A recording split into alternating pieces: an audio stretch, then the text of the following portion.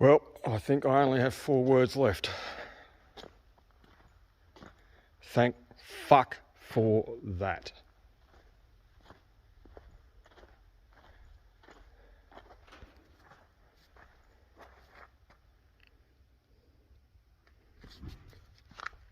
Oh, fuck's sake. Fuck, I hate screeding sand. A little bit might be alright, but that's a fucking rather excessive amount for one little old individual. So all I have to do now, there's a footing over there that needs chipping down a little bit with a crowbar. Happy joy, that'll be a fun fucking job. And then I can lay plastic and lay the mesh. Once again, no doubt by myself.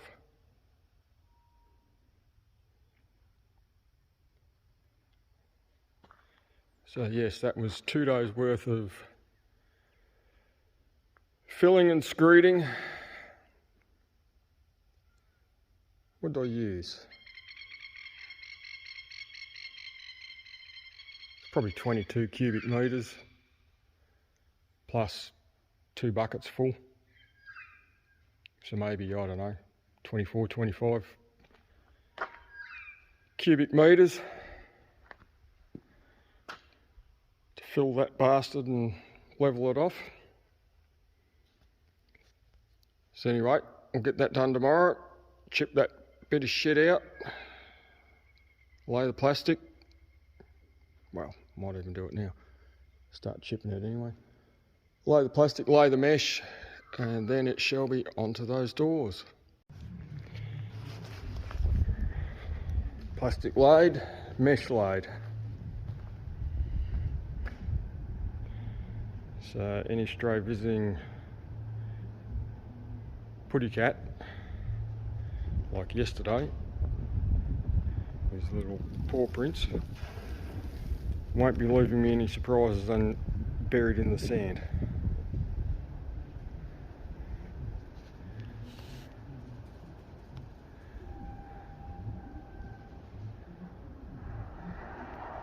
So now it's on to that. Well, de-sheeted the doors. It's not pleasant. I knew I had to fix one door frame, which is partially the reason this process started in the first place.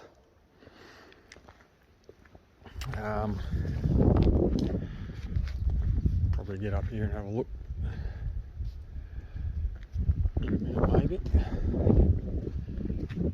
What I did think, well, actually, you can see how bowed that one does a bloody, almost like a zigzag.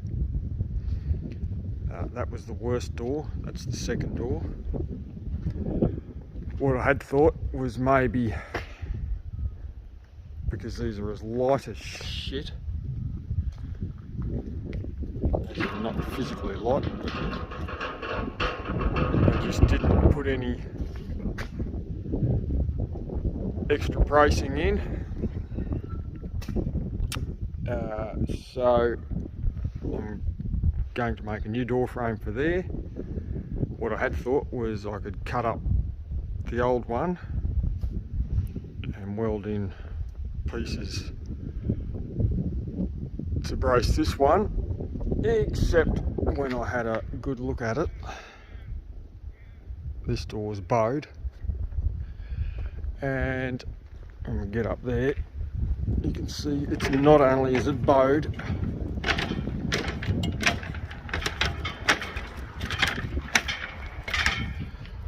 but when I took the iron off, you can see what the top did.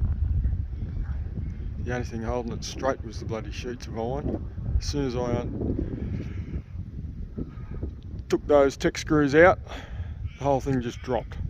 Same on this end. Obviously, where the door runners are, it just simply isn't thick enough to carry the weight of the door frame. Even though it's a lock door, it's supposed to be a lock door. So that brings me on to the next one, which you can see there. That end wasn't hanging down. The door is now stuck on the ground. Because as soon as I took the tin off, that dropped. That was the broken end, which was wedged under the flashing, which is why you couldn't open the fucking door in the first place.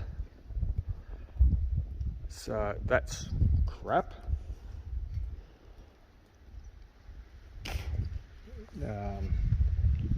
Numerous bits of bowed bits and whatnot as well.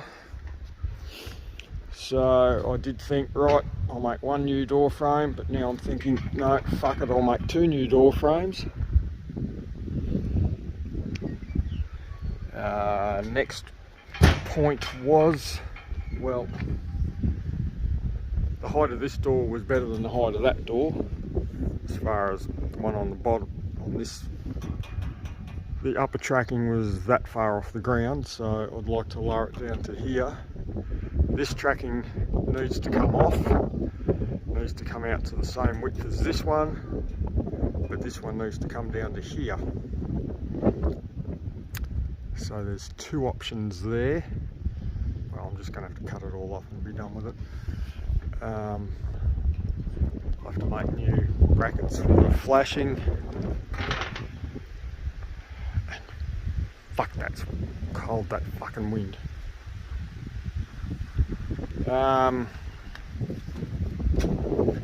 What else?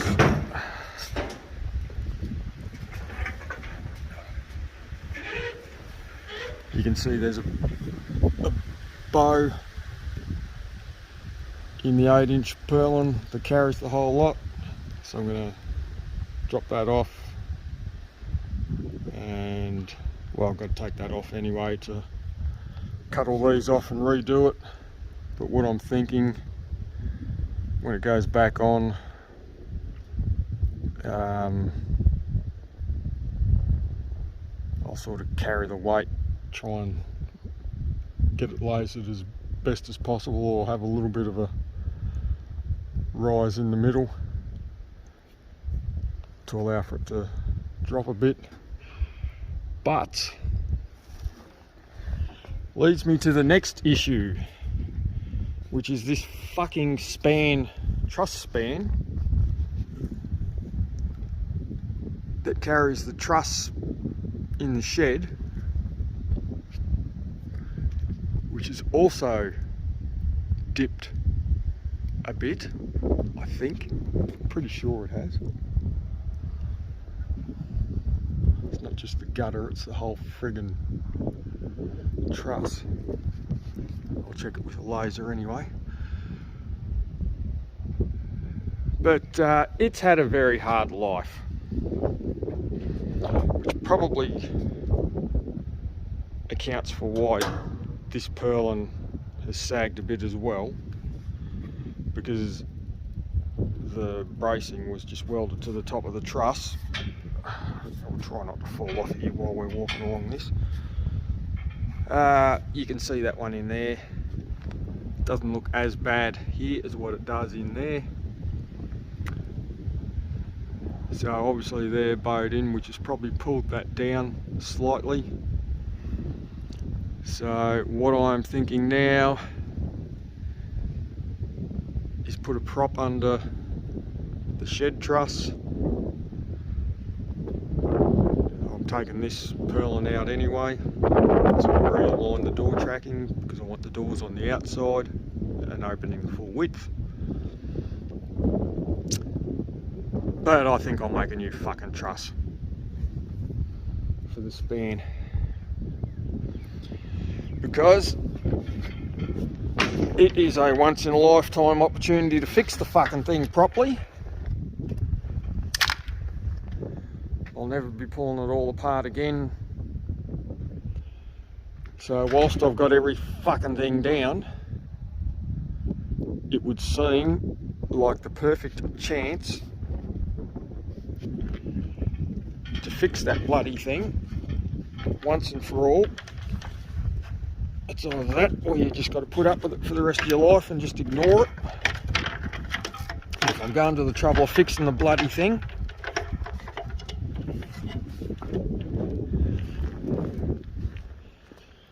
I'd kind of like to fix it properly rather than having all that fucking pushed in mess shit that some useless bastard has bowed up. I don't know how the fucking hell they've done that.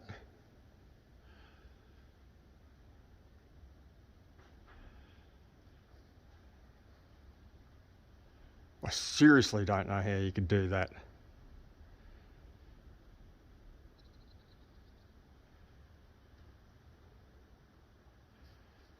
The only way you could, I really don't even know how you could do that.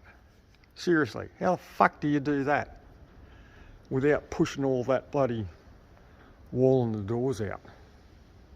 How does it get like that? All I can think is that someone's pushed bales into these cross brace bars, which has buckled the bloody thing out, but at some point it's obviously busted all that. So I'm fucked if I know.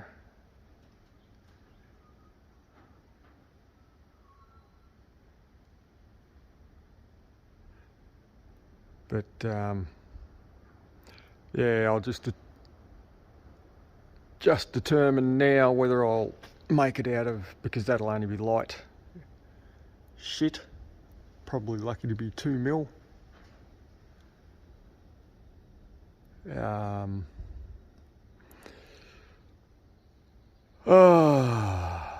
I may, if I've got enough room on the plates, because it bolts on the same as what the actual trusses bolt on.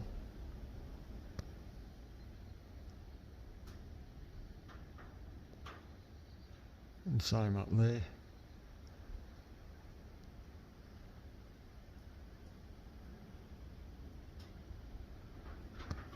I may possibly make it out of 3" instead of 2", and I'll use the 32 mil or 35 mil for the webbing, just to make it that bit extra, give it that bit extra strength. It's either that or I'll just go the 35 mil in the webbing and the 50 mil like I did with my spans. I could possibly do that if I don't have enough room to reuse or to use those same bolt holes to match up. But anyway, if it's not one thing, it's another. So what was supposed to be a simple job of fixing a door,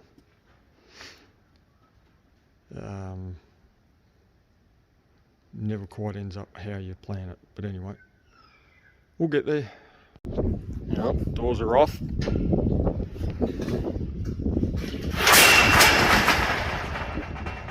Doors are down.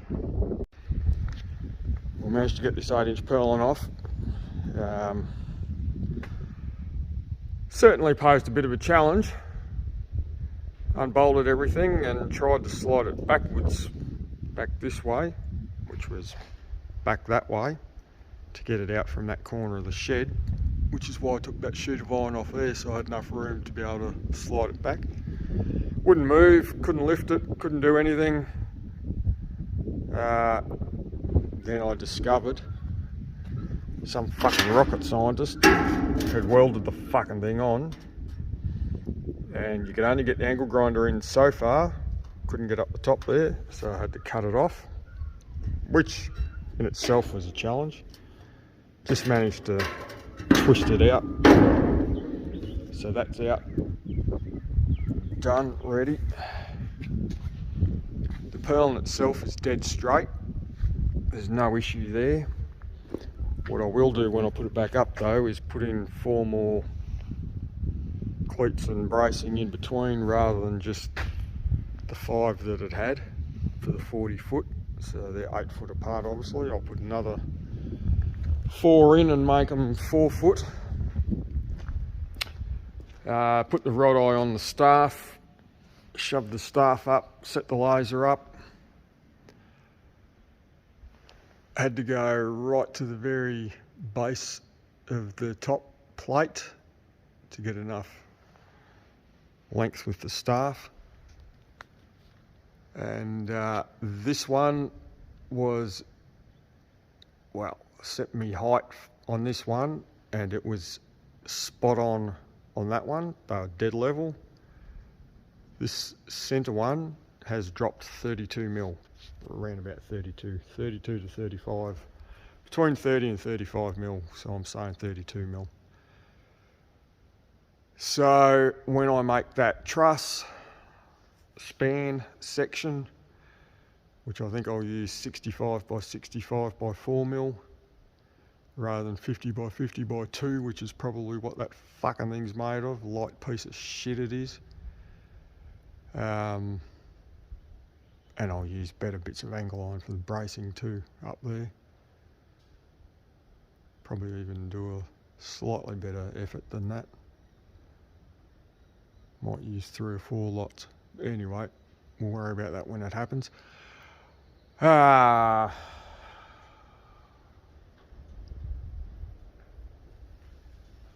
challenge will be getting it in there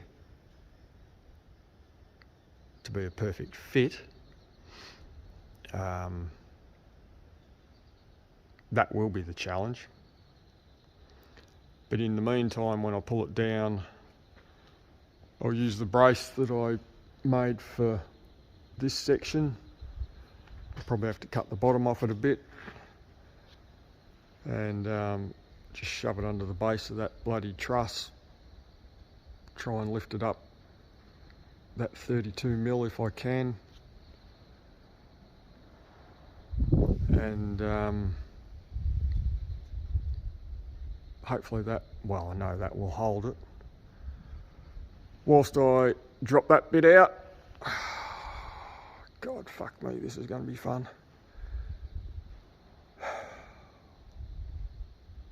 And yes, getting the new one in could pose a slight challenge, because it's not like you're just sliding it in here where you can sort of get enough room. It's got to go in behind here on both sides and bolt up to there. So what I'm thinking is weld one end on the plates, and for the other end I will just have to make a small section that bolts up to there, and then I'll just have to weld the bastards together and maybe plate it with a bit of angle iron or fish plated or something. Being 4 mil, it won't burn through, so I should be able to get a good weld on it. But yeah, I kind of think that's about the only way I can do it, really. I don't want to try and join it in the middle. I'd rather have it joined close to the posts.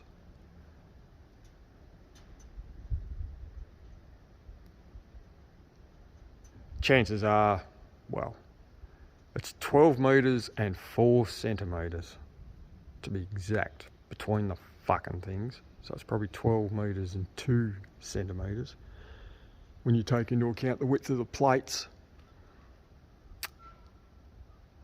I don't know whether an 8 metre length is exactly 8 metres or whether I can score an extra centimetre on top of it.